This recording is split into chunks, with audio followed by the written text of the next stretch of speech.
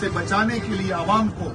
جو تعلقات عامہ کا محکمہ قائم کیا وہ میرے آقا کریم صلی اللہ علیہ وسلم نے فرمایا، اور 4 صحابہ اس پر متعین ہوئے، یعنی پورا ڈپارٹمنٹ قائم کیا گیا۔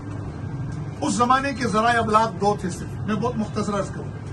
جیسے آج کے ذرائع ابلاغ میں پرنٹ میڈیا، الیکٹرانک میڈیا ہے اور ڈیجیٹل میڈیا ہے، اور پھر آج کے ذرائع ابلاغ میں یہ فصاحت و بلاغت، علم کلام، علم منطق، فلسفہ، ان سب کا سہارا لیا جائے۔ اس زمانے کے ذرائع ابلاغ 2 تھے، خطابت اور شعر و شاعری، اور شاعری اس زمانے میں کمال درجے کا ذرائع ابلاغ تھا۔ لوگ اپنی گفتگو کو، اپنے بیانیے کو، اپنے نیریٹو کو وہ شاعری کے انداز میں بیان کرتے تھے۔ چنانچہ رسول اللہ صلی اللہ علیہ وسلم نے اس ڈپارٹمنٹ میں 3 لوگ اس پہلے ذریعہ ابلاغ کے رکھے،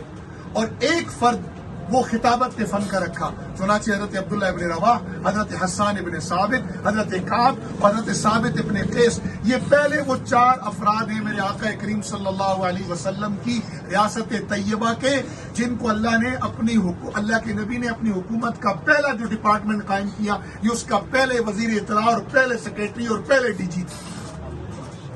اور چنانچہ ایک حدیث اور سنا کر میں آپ حضرات سے دوسری بات کی طرف آتا ہوں کہ اس ڈپارٹمنٹ کی پھر اتنی اہمیت بنی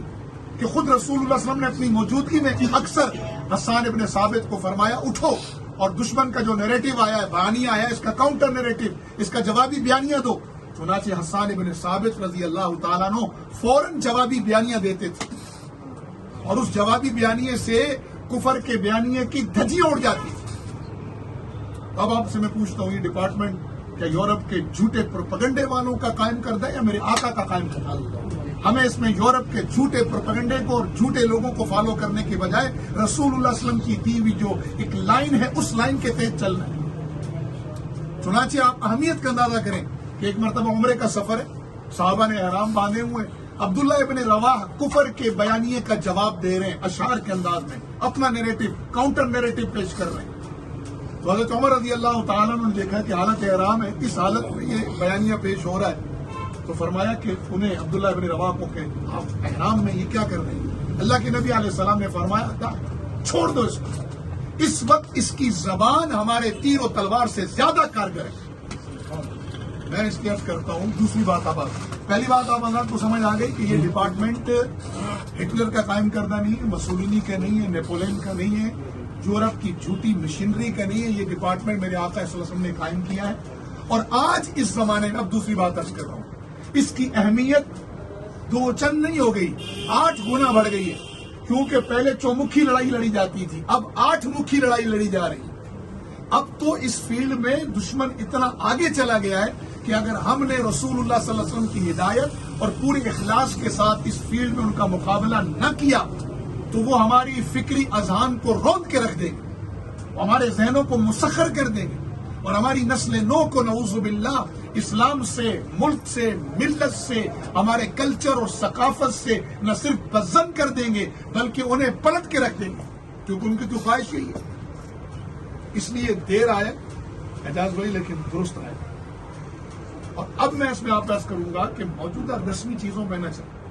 آپ اپنے اندر رسول اللہ صلی اللہ علیہ وسلم کی دی ہوئی قوت محرکہ، موٹیویٹنگ فورس، وہ اپنے دلوں میں پیدا کر کے اس کو دولت کا ذریعہ نہ بنائیں، اپنی ذاتی شہرت کا ذریعہ نہ بنائیں، اسے پوری اخلاص اور للہیت کے ساتھ، اس نظریے کے ساتھ کہ اب تو آرٹیفیشل انٹیلیجنس نے، ابھی میرے بھائی کہہ رہے تھے اپنا وجاہت حنیف صاحب کے پیپر لیس نہیں، اب تو بندہ لیس کام ہو رہا ہے۔ اب دیکھیے گا آرٹیفیشل انٹیلیجنس جس انداز میں آ رہی ہے، ڈاکٹروں کی ضرورت ختم کر دی جائے گی، ٹیچرز کتنے بے روزگار ہو جائیں گے، اور اسی طرح کئی شعبے، ان میں افراد کی ضرورت بھی نہیں رہے گی۔ اس لیے بہت آگے چلا گیا ہے یہ ڈپارٹمنٹ، یہ شعبہ بہت آگے چلا گیا ہے۔ ہم ابھی آن لائن پر آ رہے ہیں، جب وہ آرٹیفیشل انٹیلیجنس پہ چلیں گے تو زمانے کی نفس پر ہاتھ رکھے اسے مسخر کرنا، اس مسئلے کو سمجھ کر پھر اسے پاؤں کے نیچے روندنا، یہ ہمارے اسلاف کی شان رہی ہے۔ اور ہم جس طرح ہم نے میدانوں میں الحمدللہ ہمارے اسلاف نے کام کیا ہے،